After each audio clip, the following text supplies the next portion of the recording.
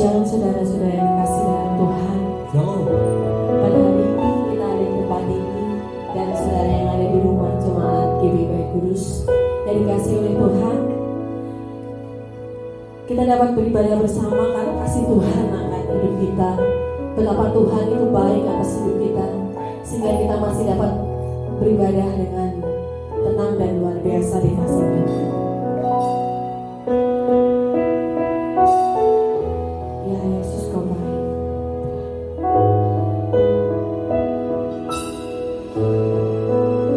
Kita mari datang kepada Tuhan dengan hati, dengan kerinduan kita datang kepada Tuhan. Tuhan, ini kami Tuhan.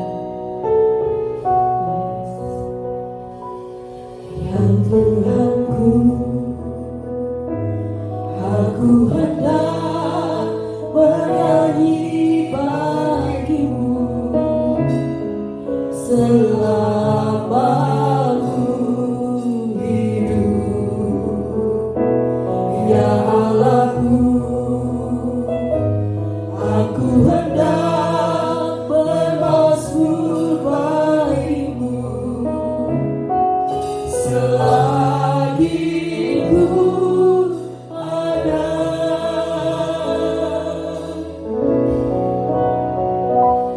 Ya Tuhanku, aku hendak Tuhan, aku hendak bernyanyi bagimu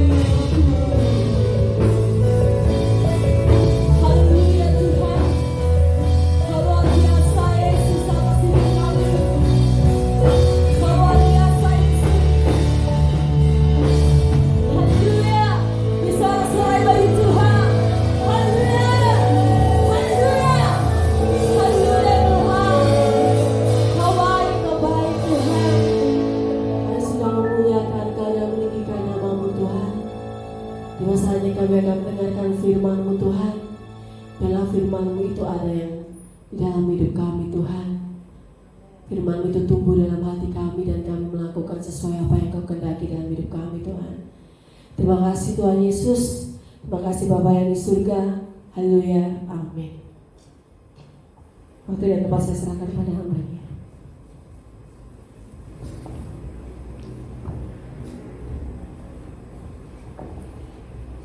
Shalom Bapak Ibu Saudara yang terkasih.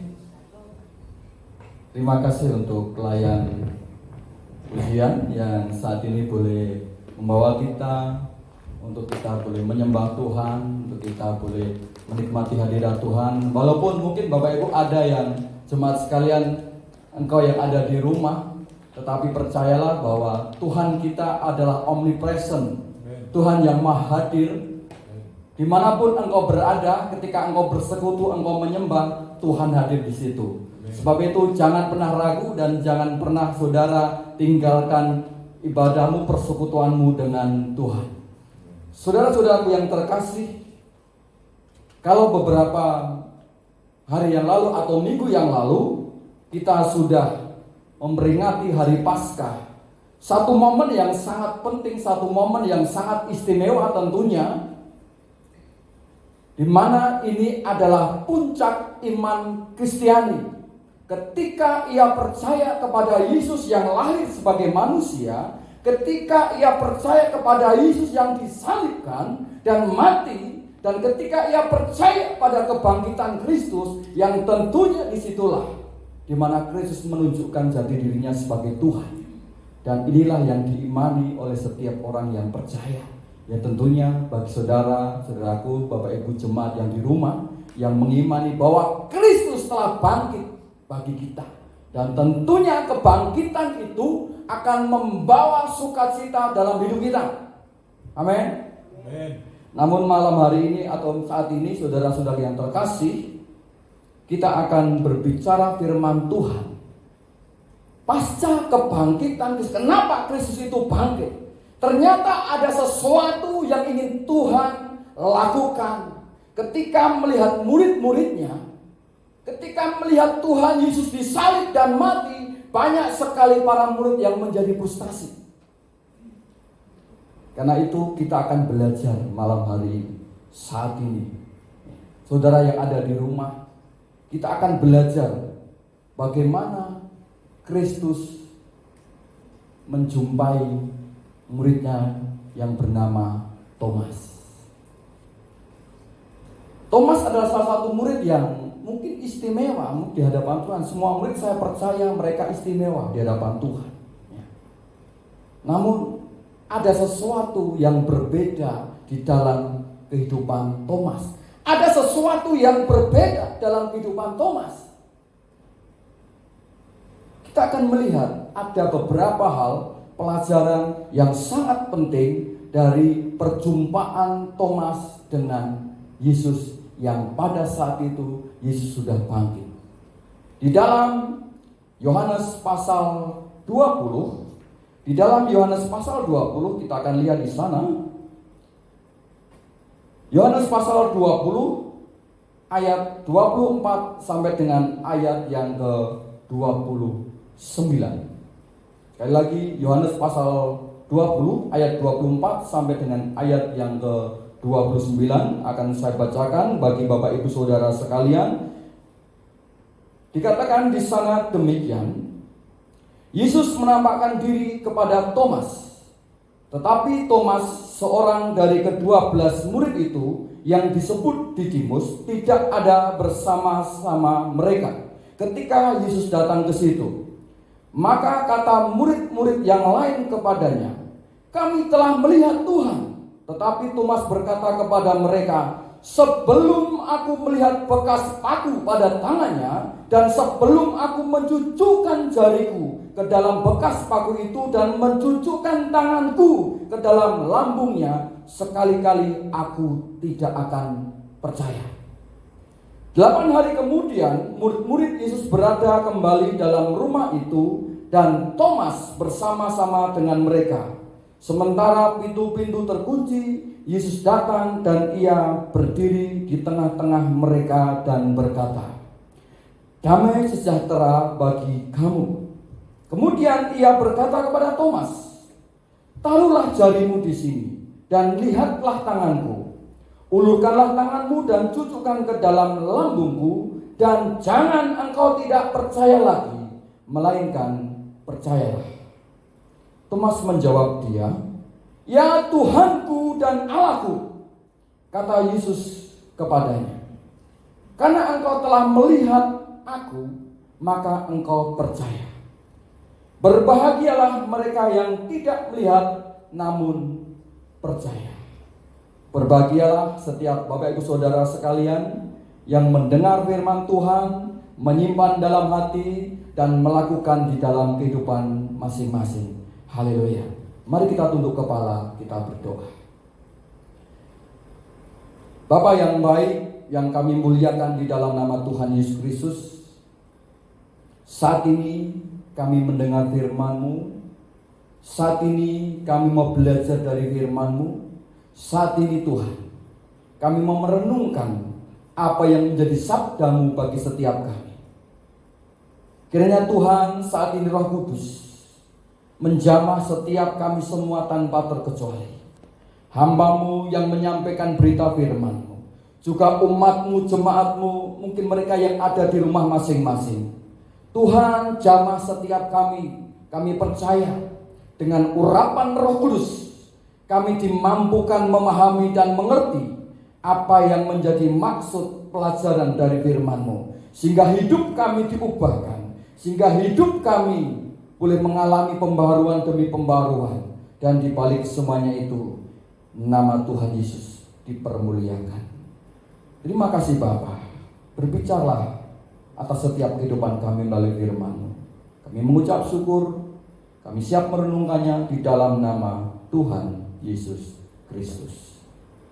Amin. Saudara-saudaraku, dimanapun engkau berada, ketika kita ada di tengah-tengah masyarakat, mungkin banyak dari antara kita yang memiliki saudara, yang memiliki rekan, atau yang memiliki teman, atau bahkan memiliki family yang memakai nama Thomas. Tentunya setiap orang tua ketika menaruh nama itu dalam kehidupan seseorang, ada harapan. Oh, saya mau memakai nama anakku, saya kasih nama Thomas, supaya dia seperti murid Tuhan Yesus. Baik. Tetapi sadarkah saudara, ada juga orang yang memakai nama Thomas, tetapi kehidupannya tidak seperti murid Tuhan Yesus. Ada nggak kira-kira? Saya percaya ada.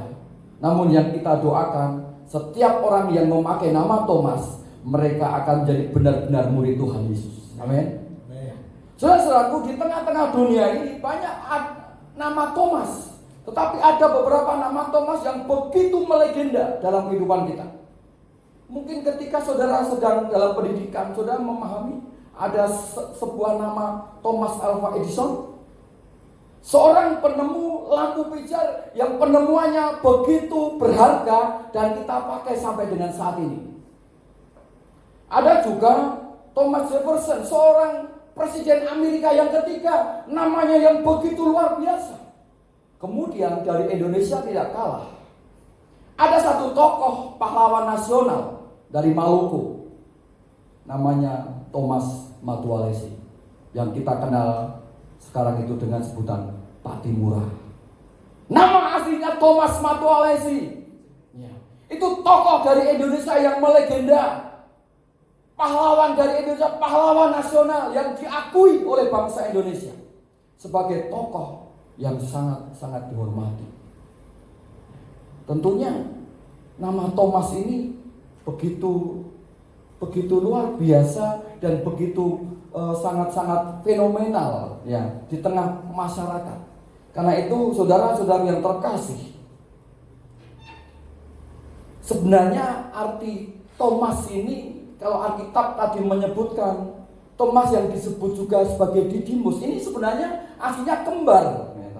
Aslinya kembar Thomas ini. Kembarannya itu dalam sejarah itu ada yang disebutkan Lydia, itulah kembarannya Thomas. Ya. Tetapi kita akan melihat bagaimana sosok Thomas ini ketika ia mengalami perjumpaan pribadi dengan Tuhan. Ketika Thomas mengalami perjumpaan pribadi dengan Tuhan, ada sesuatu yang Tuhan ubahkan dalam hidupnya. Saya rindu, kita semua rindu bahwa setiap jemaat-jemaat Tuhan mengalami juga perjumpaan pribadi dengan Tuhan. Dan saya percaya perjumpaan itu akan mengubahkan banyak perkara. Perjumpaan dengan Tuhan akan mengubahkan banyak perkara. Apa yang kita baca dari firman Tuhan tadi, ketika Tuhan Yesus bangkit dari kematian, dari kubur, kemudian menampakkan diri yang dengan para murid, 10 muridnya, Tuhan menampakkan diri.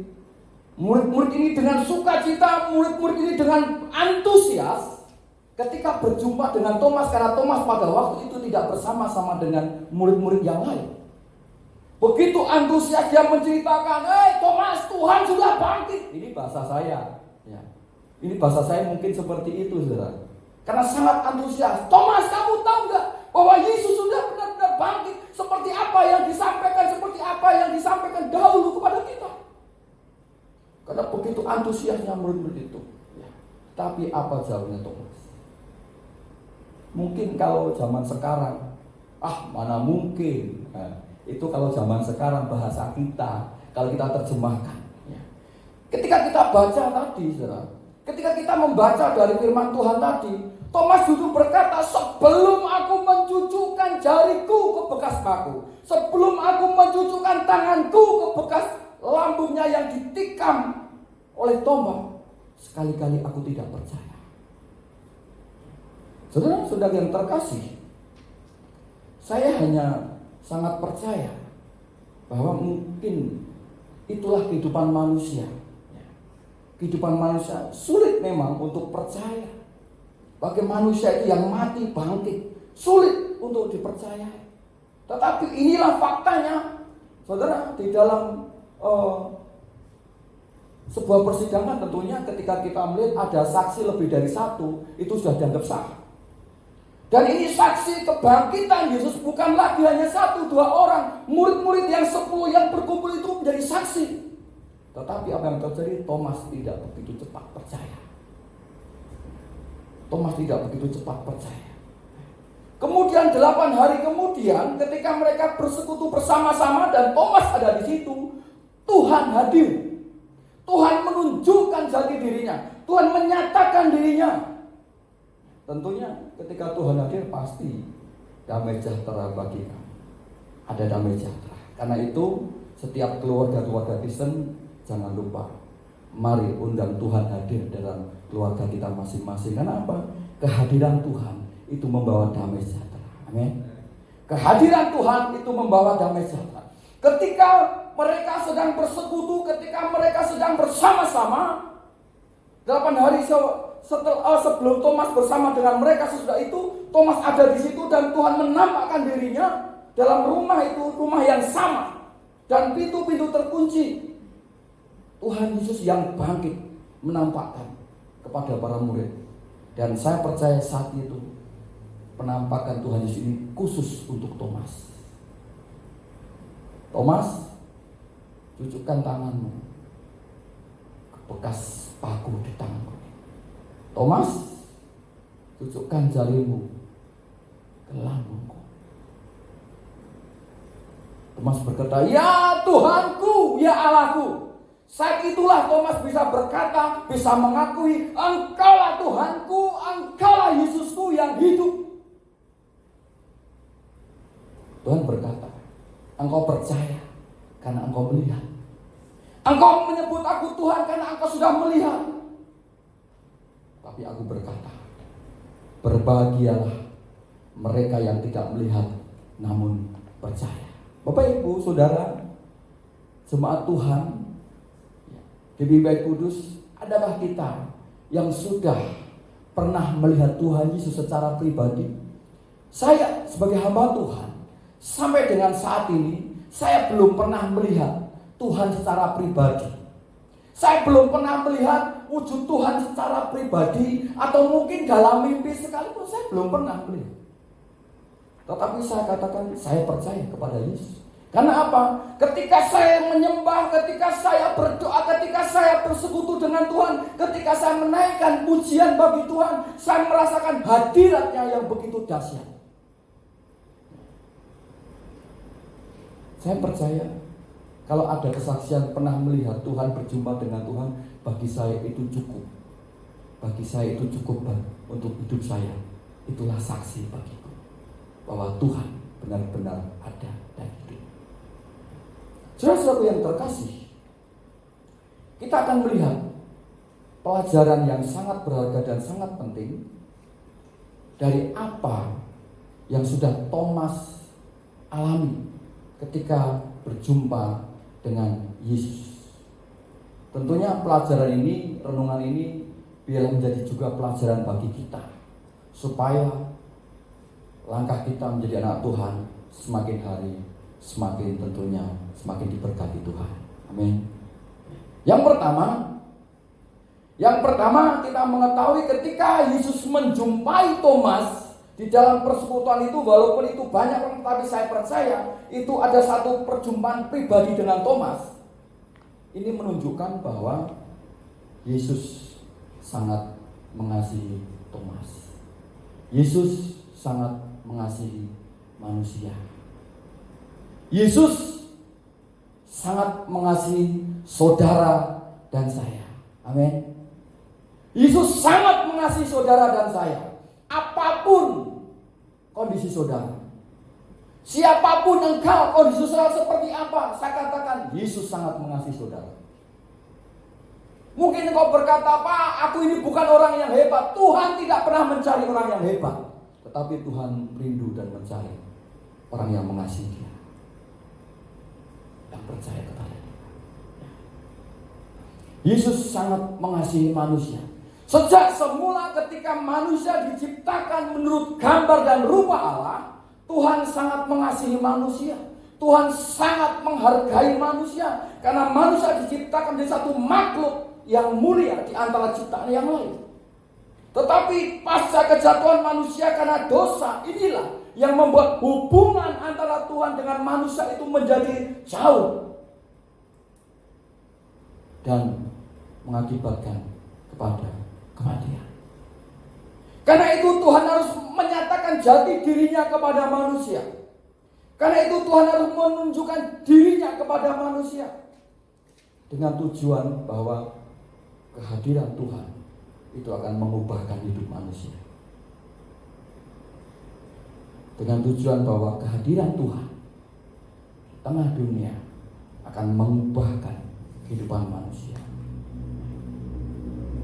Thomas adalah salah satu dari murid yang dipilih oleh Tuhan Yesus sendiri. Di dalam Markus 13 ayat 13, di sana dituliskan bahwa ia memanggil orang-orang yang dikehendakinya. Markus 13 ayat 13, ia memanggil orang-orang yang dikehendakinya, dan mereka pun datang kepadanya. Dan saat ini saya percaya engkau dan saya adalah orang-orang yang dipanggil. Dan kita bersyukur kita datang kepada Tuhan. Amin. Itu karena pekerjaan Roh Kudus. Siapapun saudara, saya ingin katakan, ketika engkau masih tetap percaya dan engkau bisa berkata, Tuhan Yesus adalah Tuhan, Tuhanku, Juru Selamatku, saya percaya itu bukan dari dirimu sendiri, tapi pekerjaan Roh Kudus yang mengatakan itu. Karena itu berbahagialah dan bersukacitalah. Saudara-saudaraku yang terkasih, kalau kita melihat ketika Tuhan Yesus memilih murid-muridnya, apakah mereka itu orang yang hebat? Tidak. Kalau kita melihat Petrus yang begitu mungkin dikatakan seperti seorang pemimpin di tengah-tengah murid-murid itu, tetapi Petrus ini pernah menyangkali Tuhan. Ketika Tuhan tidak disalib, ketika Tuhan sedang dianiaya, ketika Tuhan ditangkap, bukankah kamu muridnya? Enggak, aku tidak kenal dia. Itulah Petrus. Dia bukan orang yang hebat, dia hanya seorang nelayan. Kemudian ada lagi yang kita kenal sebagai seorang pengkhianat, Yudas Iskariot. Apa kehebatannya? Saudara, apakah Tuhan itu gagal memilih muridnya? Enggak. Tuhan Yesus pernah mengingatkan Yudas. Saudara bisa baca di dalam Yohanes 13, ya, Markus 26, ya, Matius 14. Saudara bisa baca. Di situ Tuhan Yesus mengingatkan kepada Yudas. Namun semuanya kembali kepada manusianya, kepada pribadi masing-masing. Yudas ini bukan orang yang hebat. Bahkan dia menjual Tuhan Yesus dengan 30 keping perak. Inilah Yudas. Kemudian ada lagi Yohanes, Yakobus dan Yohanes.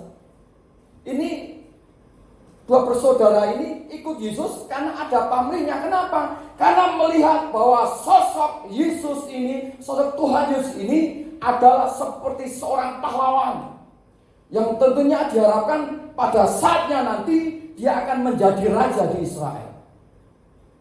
Dalam pola pikiran mereka adalah raja secara duniawi. Seperti apa yang mereka lihat saat itu. Untuk apa? Untuk membebaskan bangsa itu. Mungkin pikirannya raja secara politik untuk membebaskan bangsa Israel dari penjajahan bangsa Romawi. Sehingga ketika Yesus menjadi seorang raja di Israel, tujuan mereka supaya nanti Yohanes dan Yakobus ini adalah memperoleh kedudukan jabatan. Itulah mereka. Kemudian Thomas yang kita renungkan pada saat ini. Thomas juga orang yang penuh dengan keraguan. Thomas ini orang yang penuh dengan keraguan. Mereka dipilih bukan karena hebat. Mereka dipilih bukan karena kemampuan mereka. Tapi seperti kita juga mungkin kita dipilih, saudara merasa, oh aku bukan orang yang hebat. Ketika Tuhan panggil saya, ketika Tuhan pilih saya merasa, Tuhan aku ini tidak ada apa-apanya. Namun di situ Tuhan berkata, kamu mau atau tidak? Kalau kamu mau, aku perlengkapi. Saya bersyukur ketika Tuhan panggil saya untuk melayani, Tuhan lengkapi. Saya rindu kuliah pun saya bisa kuliah. Dan saya tidak mengeluarkan uang dari gaji saya. Tetapi ada donatur yang membiayai. Itu sesuatu yang luar biasa bagi hidup saya. Itu salah satu bentuk bagaimana ketika Tuhan panggil saya bukan orang yang hebat. Saya percaya banyak sekali orang yang melayani Tuhan yang hebat-hebat. Pada awalnya mereka juga bukan siapa-siapa dan bukan orang hebat. Karena Roh Kudus yang bekerja dalam kehidupan mereka. Orang yang dipanggil, orang yang dipilih ini, sehingga mereka menjadi luar biasa, menjadi hebat. Lebih daripada itu, saya ingin mengatakan bahwa ketika Yesus memanggil engkau dan saya, karena apa? Yesus sangat mengasihi saudara dan saya.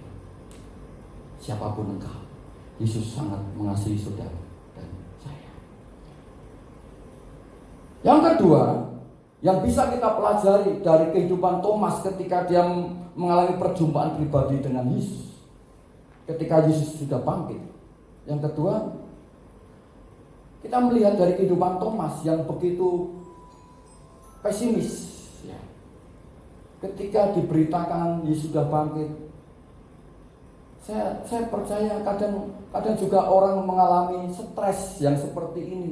Atau mungkin harapannya yang tidak terwujud akhirnya menjadi stres.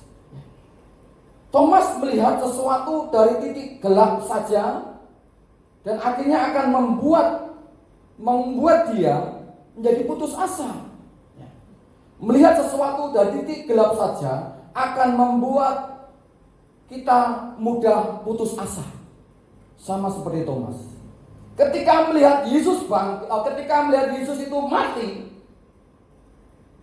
harapannya mungkin saat itu dia yang dulu mungkin punya harapan bahwa Yesus itu akan membawa sesuatu dalam hidupnya.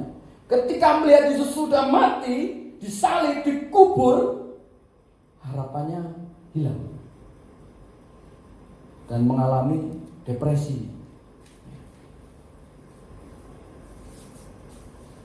Saudaraku yang terkasih, ternyata kalau kita melihat dari firman Tuhan, Thomas bukan pada waktu itu saja memiliki pandangan yang pesimis.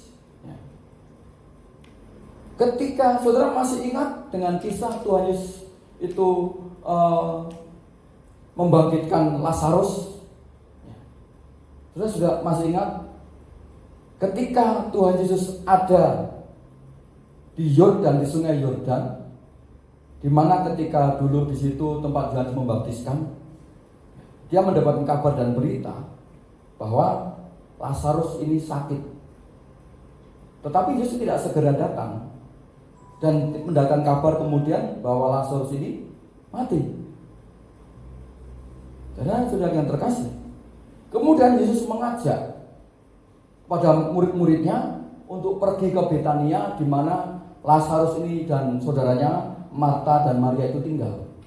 Tetapi murid-murid pun memberitakan, Tuhan, bukankah di sana? Saudara bisa baca dalam Yohanes pasal 11, saudara. Saudara bisa membaca dalam Yohanes pasal 11 ayat 5 sampai 16. Murid-murid ini mengatakan, Tuhan, bukankah orang-orang di sana itu, orang di Yudea ini memusuhi Engkau, bahkan mau melempari Engkau?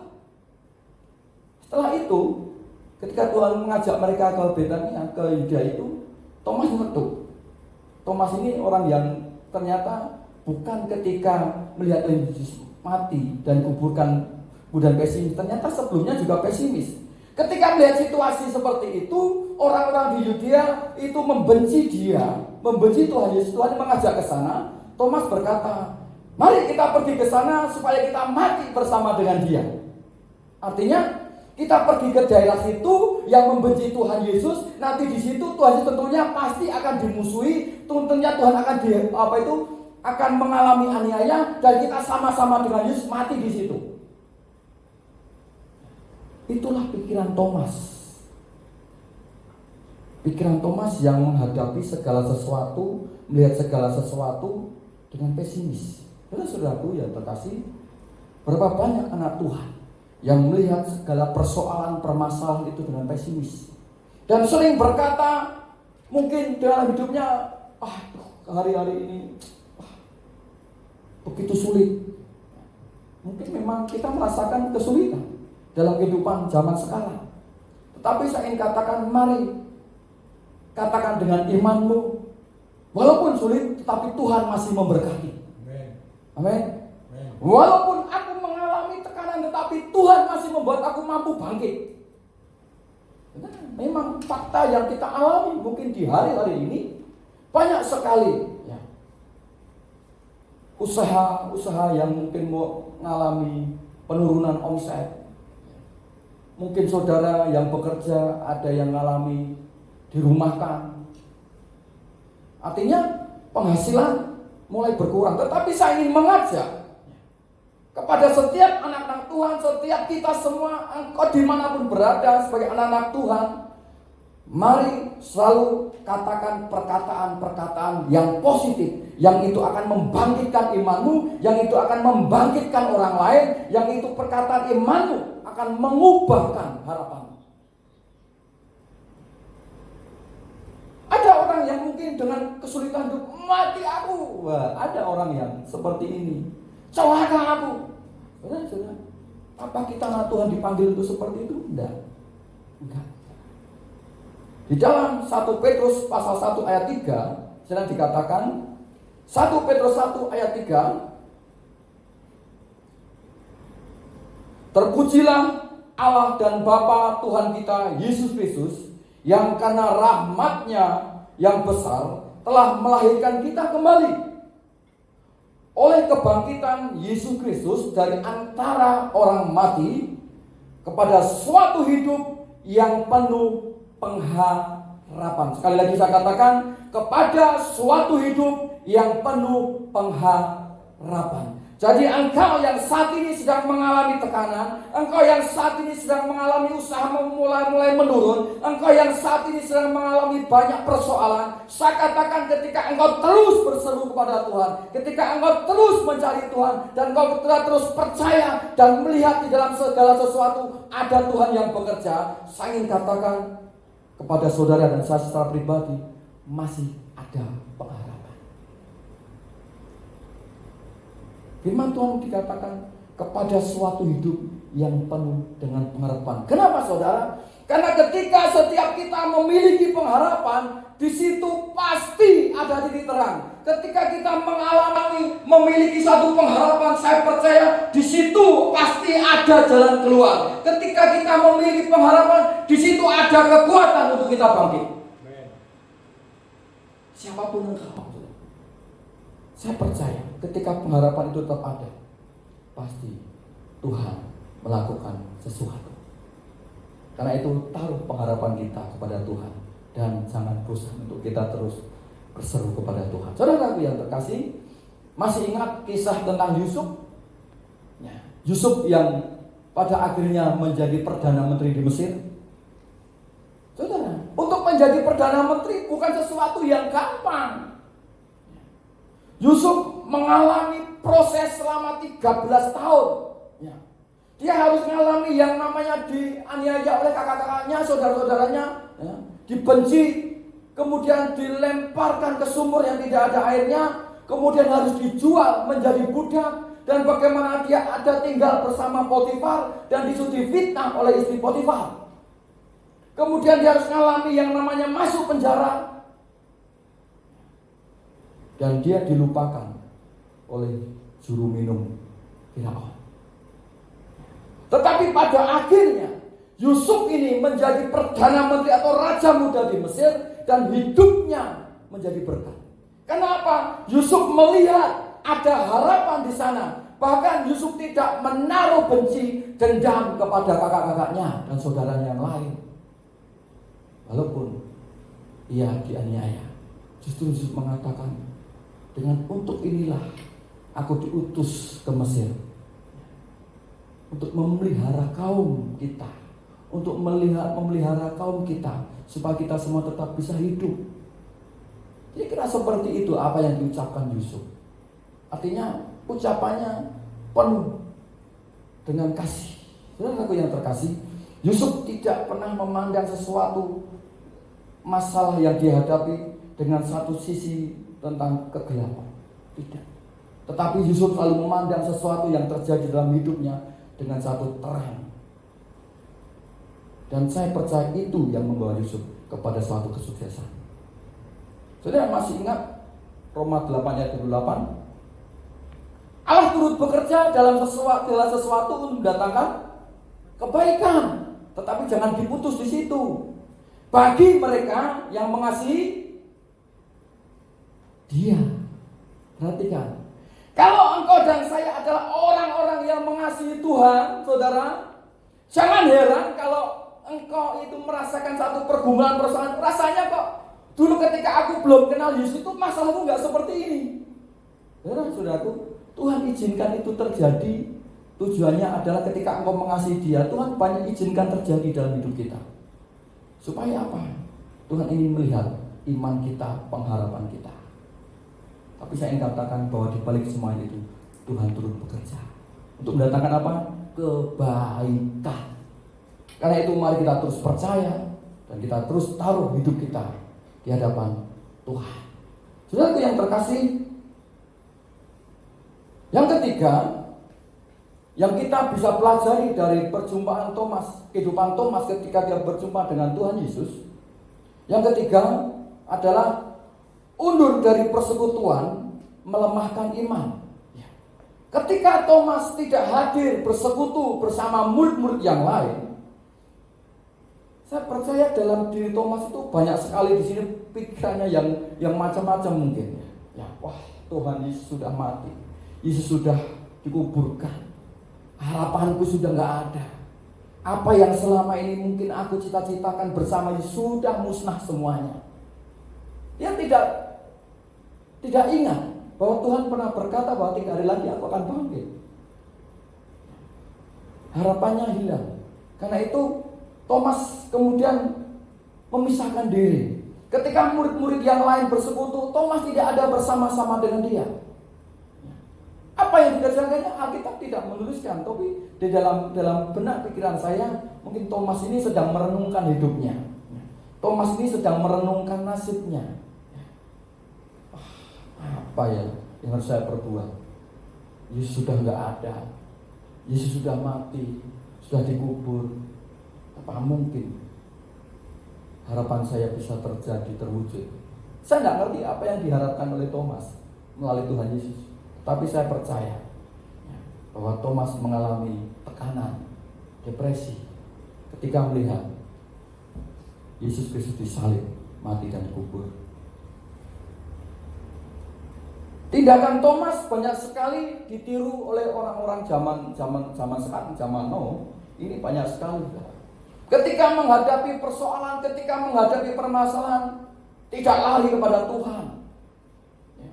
Tidak bersekutu kepada Tuhan. Banyak sekali orang-orang di dunia ini, bukan hanya orang di dunia yang gak kenal Tuhan. Bahkan orang-orang Kristen atau anak Tuhan pun banyak sekali yang alami seperti ini. Sudah tahu dalam firman Tuhan ada jalan di dalam Yesus. Ketika ada persoalan, enggak lari ke Tuhan. Karena itu dari pelajaran ini mari kita belajar mengingat kembali bahwa ketika ada persoalan, mari kita jangan tinggalkan persekutuan. Saudara yang terkasih, mungkin saat ini engkau berkata, saat ini kan kita nggak bisa bersekutu, Pak. Kita kan harus ada di rumah masing-masing.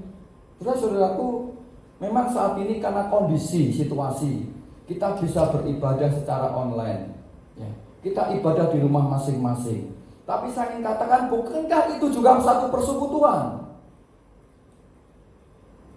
Saya hanya melihat dengan situasi zaman saat ini, saudara, ketika terjadi peristiwa COVID-19 atau menjangkitnya virus corona, saya melihat ketika pemerintah menyatakan stay at home, diam di rumah, bekerja dari rumah. Bukan berarti semuanya ada yang bisa dikerjakan dari rumah, tapi juga kadang-kadang tidak ada yang tidak bisa dikerjakan di rumah. Tapi saya ingin katakan, saudara, apa yang diajarkan oleh pemerintah, kita sebagai anak Tuhan tentunya kita harus mengikutinya. Kemudian beribadah di rumah. Saya melihat saat ini bukan suatu pembatasan untuk kita beribadah, untuk kita bersekutu, tidak. Tetapi dengan kejadian ini, saya hanya melihat mungkin banyak keluarga-keluarga Kristen yang sudah jarang bersekutu bersama. Dengan kejadian ini, akhirnya mereka harus bersekutu bersama-sama, beribadah bersama-sama, menyembah bersama-sama. Ya, ini kan sangat luar biasa. Ya. Kemudian dari kejadian ini tentunya fungsi imam di dalam rumah tangga itu kembali dihidupkan. Karena apapun ceritanya, bahwa seorang kepala dalam rumah tangga menjadi seorang imam beda dengan mereka yang mungkin single parent, mungkin hanya seorang ibu atau seorang bapak sendirian, tetap fungsinya sebagai imam. Tuhan ingin hidupkan itu dalam kehidupan rumah tangga. Sudah yang terkasih, ketika keluarga Kristen itu kuat, saya percaya gereja Tuhan itu pasti kuat. Karena itu Tuhan ingin hidupkan dengan kejadian ini. Setiap keluarga Kristen dimanapun engkau berada, engkau harus kuat, engkau harus bersekutu, menyembah bersama-sama di dalam rumah kalian masing-masing. Yang pada akhirnya akan membuat persekutuan di dalam gereja itu akan menjadi kuat. Karena itu, mari saat ini ketika kita menghadapi persoalan, jangan kita memandang dengan pesimis. Jangan kita justru meninggalkan persekutuan. Karena ketika kita meninggalkan persekutuan, saudara terkasih, itu endingnya akan membuat iman kita akan menjadi lemah. Kalau iman menjadi lemah, endingnya juga akan kita meninggalkan Tuhan, tidak percaya dan meninggalkan Yesus. Kalau kita meninggalkan persekutuan atau meninggalkan Tuhan, saudara yang terkasih, apa yang akan terjadi? Yang jelas yaitu memberi kesempatan iblis masuk dalam diri kita. Ketika kita meninggalkan Tuhan dan tidak percaya kepada Tuhan, karena apa? Kita meninggalkan setiap persekutuan kita, endingnya adalah memberi kesempatan iblis masuk. Di dalam Efesus 4 ayat 37 dikatakan, dan janganlah beri kesempatan kepada iblis. Karena ketika iblis masuk dalam diri kita, ketika kita meninggalkan Tuhan, kita akan dirusakkan sedemikian rupa, dan kita akan semakin menjauh dari Tuhan. Yang kedua, jangan beri peluang untuk kepahitan hati. Karena itu jangan tinggalkan persekutuan kita. Kalau engkau tinggalkan persekutuan, kalau kita tinggalkan Tuhan Yesus, kalau kita tinggalkan Tuhan dalam hidup kita, artinya kita beri peluang untuk kepahitan hati. Kenapa, saudara? Saudara yang terkasih, di dalam Ibrani 12 ayat 15 dikatakan di sana, jagalah supaya jangan ada seorang pun menjauhkan diri dari kasih karunia Allah, agar jangan tumbuh akar yang pahit, yang menimbulkan kerusuhan dan yang mencemarkan banyak orang. Saudara yang terkasih, kita hidup di tengah-tengah dunia, banyak berjumpa dengan orang lain. Mungkin dari tutur kata, sikap, perilaku, itu bisa membuat kita menjadi sakit hati. Tetapi ketika firman itu bekerja, ketika kita sering bersekutu dengan Tuhan, ketika hati kita ditaburi dengan firman Tuhan, dan ketika firman itu bertumbuh dalam hati kita, saya percaya setiap kita anak Tuhan memiliki kasih Tuhan. Walaupun engkau disakiti, engkau tetap bisa berkata, Tuhan, aku mengampuni dia. Saudara, untuk belajar mengampuni tidak mudah. Tidak semudah saudara membalikkan telapak tangan. Kalau saudara saat ini berkata, Tuhan, aku ingin belajar untuk mengampuni, saya percaya, saya berdoa, Tuhan pasti bekerja. Karena itu, mari jangan tinggalkan persekutuan. Jangan tinggalkan persekutuan kita. Sebab apa? Ada damai sejahtera. Ada damai sejahtera yang akan kita peroleh ketika kita bersekutu bersama dengan Tuhan. Berkat bersekutu dengan Tuhan bukan sekedar berkat materi, tetapi damai sejahtera yang melebihi segala sesuatu. Mungkin saat ini engkau hidup pas-pasan, tetapi ketika ada damai sejahtera, saya percaya saudara akan banyak sukacita. Mungkin engkau usahamu sedang melorot saat ini, tetapi ketika ada damai sejahtera engkau bersekutu dengan Tuhan, engkau akan berkata, Tuhan masih buat ada pengharapan. Atau mungkin sesuatu yang lain, saudara. Damai sejahtera. Ketika ada damai sejahtera, saudara, saya percaya kita akan memiliki gairah dalam Tuhan. Dan inilah yang tentunya harus kita wujud nyatakan. Saudaraku yang terkasih, karena itu Tuhan Yesus mengkritik sikap Thomas yang melihat dulu baru percaya. Ya. Tuhan mengkritik sikap Thomas yang ingin melihat baru percaya. Ini seperti orang Farisi, melihat baru percaya. Enggak, Tuhan enggak inginkan. Bukankah Tuhan sudah banyak melakukan mujizat? Ya. Ini seperti orang Farisi. Tetapi yang Tuhan hargai adalah bagaimana ketika orang itu percaya walaupun tidak melihat. Ini disebut sebagai orang yang berbahagia. Saudara dan saya, engkau belum pernah melihat Tuhan. Saya katakan engkau adalah orang yang berbahagia karena Roh Kudus diam dalam hidupmu, yang bisa engkau mengatakan bahwa aku percaya kepada Tuhan Yesus. Dan yang terkasih, masih ingat kisah tentang Tuhan Yesus membuat mujizat dengan 5 roti 2 ikan, yang sisanya dikumpulkan, sisanya menjadi berapa? Nah, ini guru-guru sekolah minggu dimanapun engkau berada harus hafal dengan kisah ini. Sisanya 12 bakul, 5 roti dan 2 ikan. Nah, saudara, mungkin yang sekolah minggu ingat dengan lagu ini. sisanya 12 bakul. Saat itu Tuhan Yesus memberi makan 5.000 orang, laki-laki, belum termasuk anak-anak, belum termasuk wanitanya. Banyak orang mencari Tuhan Yesus, banyak orang mengikuti Yesus pada saat itu. Tetapi kalau sudah baca kisah itu dalam Yohanes pasal 6, sudah akan menjumpai di dalam dalam ayat 25, mulai ayat 25, di sana dikatakan bahwa ketika orang banyak menemukan Yesus di seberang laut itu, mereka berkata kepadanya, "Rabi, bila manakah engkau tiba di sini?" Kemudian Yesus menjawab mereka, "Aku berkata kepadamu, sesungguhnya kamu mencari aku, bukan karena kamu telah melihat tanda-tanda, melainkan karena kamu telah makan roti dan kamu kenyang." Ternyata mereka mencari Yesus, ternyata kan apa? Karena mereka kenyang perutnya. Tuhan mereka adalah perut. Padahal yang Tuhan kehendaki saat itu, mereka percaya kepada Yesus. Yang Tuhan Yesus kehendaki adalah orang banyak itu percaya kepada Dia. Kemudian, saudara, ketika sudah baca di ayat yang ke-60 dari Yohanes pasal 6, dikatakan di sana, sesudah mendengar semuanya itu, banyak dari murid-murid Yesus yang berkata, "Perkataan ini keras. Siapakah yang sanggup mendengarkannya?" Mulai dari waktu itu, ayat 66, mulai dari waktu itu banyak murid-muridnya mengundurkan diri dan tidak lagi mengikuti Dia. Artinya, ternyata mujizat yang sudah Tuhan lakukan belum tentu membuat mereka menjadi percaya. Tapi saudara dan saya, mungkin engkau selama ini tidak pernah melihat mujizat yang begitu spektakuler, yang begitu dahsyat. Tapi saudara tak percaya. Itulah yang Tuhan kehendaki dalam hidup. Amin. Karena itu mari pertahankan itu.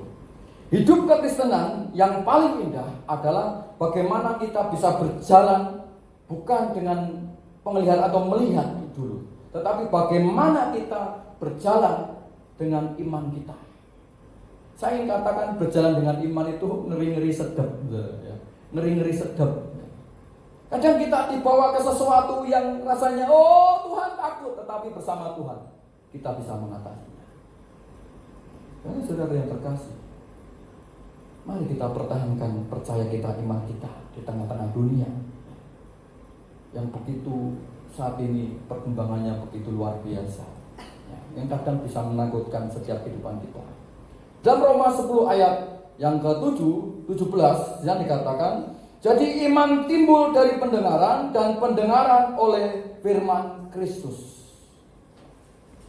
Roma 10 ayat 17. Pendengaran akan firman Kristus.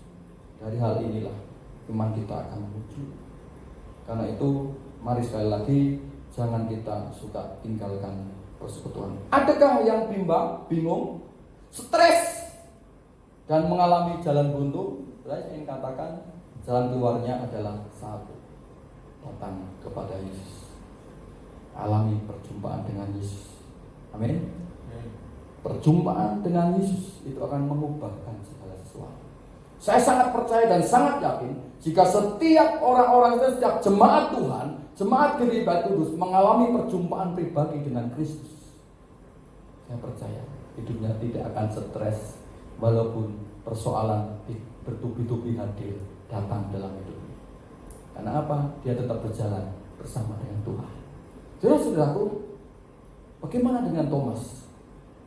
Ketika Thomas mengalami pembaruan dalam hidupnya, ketika Thomas mengalami perubahan dalam hidupnya, berjumpa dengan Kristus, Thomas pergi ke India. Di sana Thomas melayani Tuhan. Dan saudara, bahwa Thomas ini matinya pun dengan tidak wajar. Bagaimana ketika Thomas sedang berdoa, dia dibunuh dengan tombak dari belakang.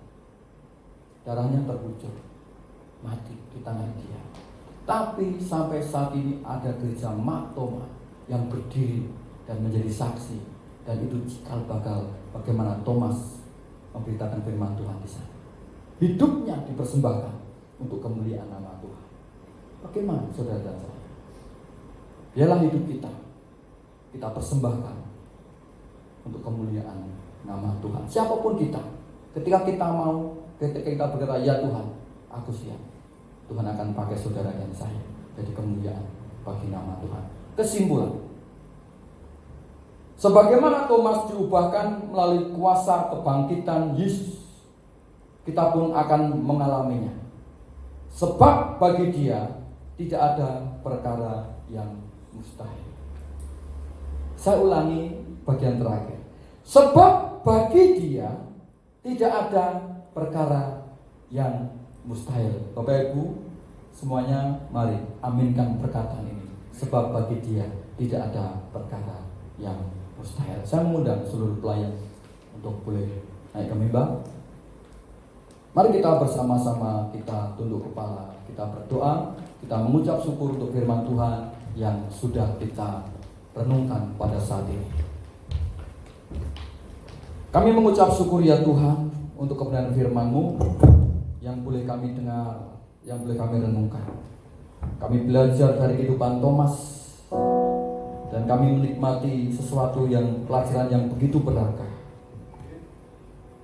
Dari apa yang dialami Thomas ketika Engkau menjumpai secara pribadi, menunjukkan kasih-Mu kepada Thomas dan kasih-Mu juga bagi setiap kami Tuhan.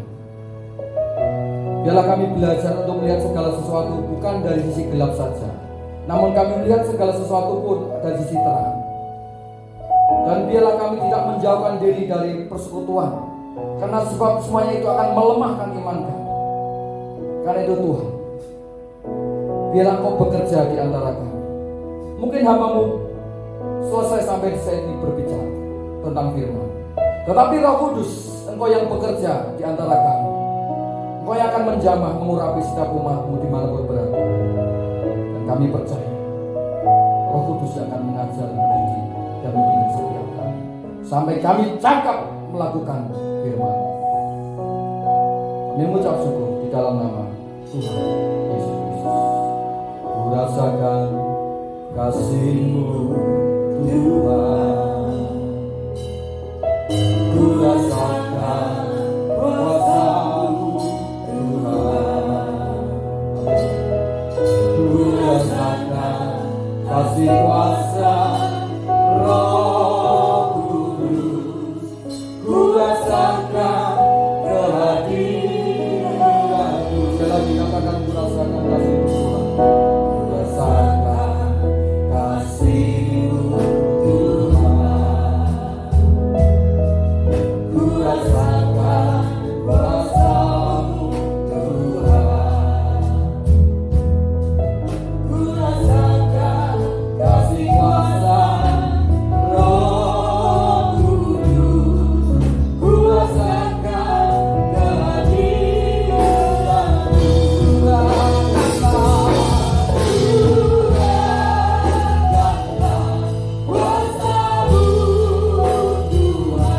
Bapak Ibu percaya saat ini pujian ini, Roh Kudus tadi terjadi di mana Engkau berada.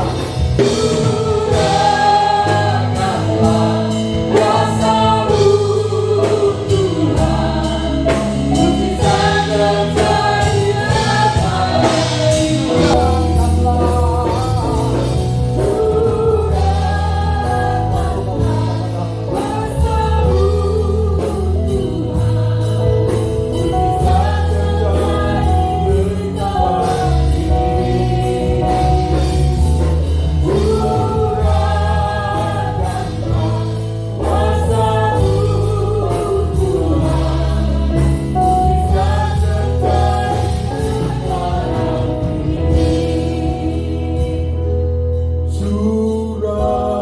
curahkanlah kuasa-Mu Tuhan, mujizat terjadi di tempat ini. Curahkanlah kuasa-Mu. Amin Tuhan, mujizat-Mu terjadi sekarang ini Tuhan. Curahkanlah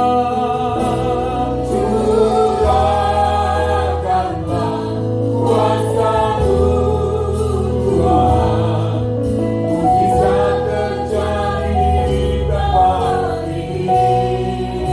Amin. Curahkanlah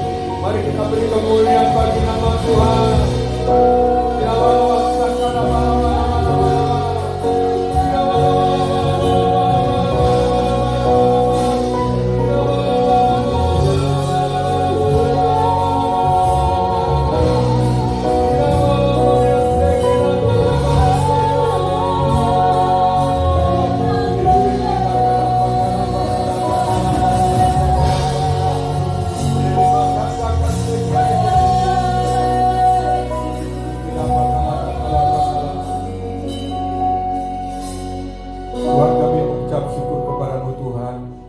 Kalau malam hari ini ada mujizat-Mu yang terjadi atas sidang jemaat-Mu Tuhan. Kami percaya saat ini persoalan masalah apapun yang kami bawa kepada-Mu, yang kami mintakan kepada-Mu Tuhan, kami percaya ada jalan Tuhan, ada mujizat Tuhan. Engkau sangat ajaib Tuhan.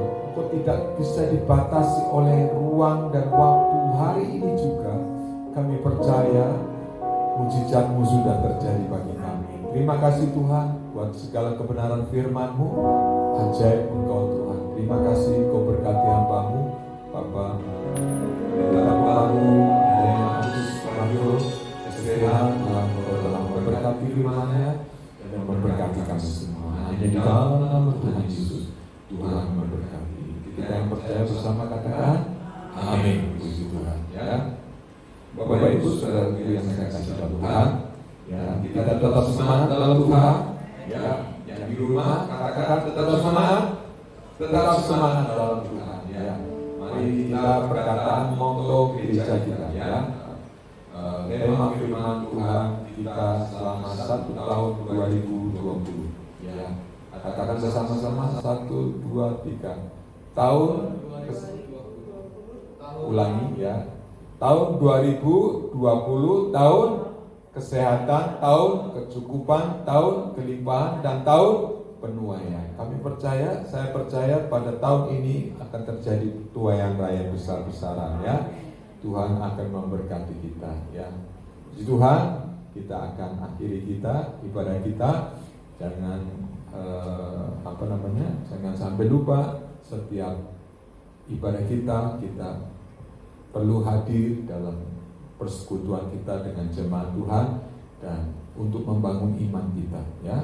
Kita bersyukur kepada Tuhan. Mari kita berdiri bersama, kita naikkan terima kasih Tuhan. Terima kasih.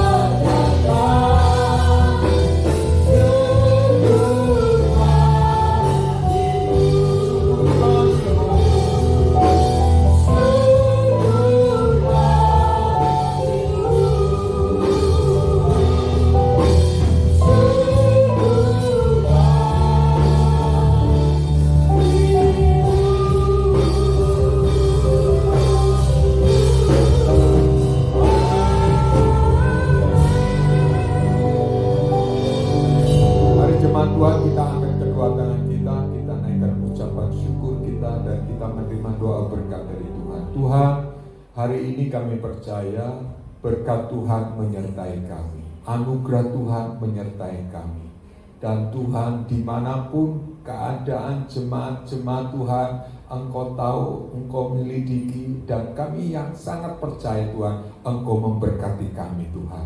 Terima kasih, dan pulanglah saudara-saudaraku dengan membawa berkat Tuhan, kasih karunia Tuhan yang besar, dalam berkat anugerah Allah, Bapa, Putra, dan Roh Kudus, di dalam nama Tuhan Yesus Kristus. Tuhan memberkati kita mulai hari ini sampai selama-lamanya.